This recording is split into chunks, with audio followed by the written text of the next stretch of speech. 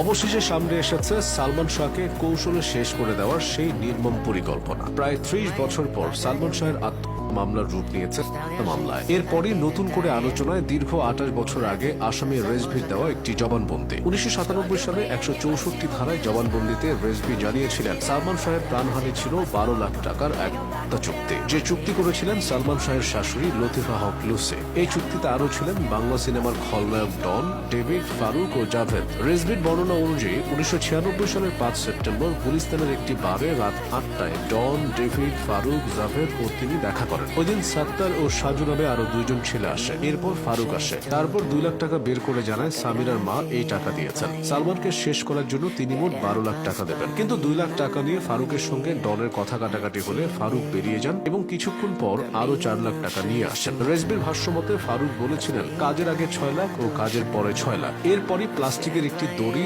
Syringe ইত্যাদি গুছিয়ে নেওয়া হয়। এই প্রাণহানির লোমহর্ষক বর্ণনা দিয়ে রেজভি আরো বলেছিলেন রাত ২:৩০টায় সালমানের বাড়িতে যান ডন, ডেভিড, ফারুক ও আজিজ ভাই। রেজভির দাবি সে রাতে ঘুমন্ত সালমানের উপর ঝাঁপিয়ে পড়েন তারা। নারকীয় এই কাজে উপস্থিত ছিলেন সামিরা, সামিরার মা লুসি এবং আত্মীয়া রবি। ঘুমন্ত সালমানকে ক্লোরোফর্ম দিয়ে বেহুশ করেন সামিরা। কিছুক্ষণ পর সালমানের জ্ঞান ফিরলে সবার শুরু হয় ধস্তাধস্তি। এ সময় তার শরীরে ইনজেকশন পুশ করতে বলেন আজিজ। সালমানকে শেষ করার পর সিলিং ফ্যানে ঝুলিয়ে দেওয়া হয় তার দেহ। রেজভির প্লিজ সাবস্ক্রাইব করে আমাদের চ্যানেলটির পাশে থাকুন।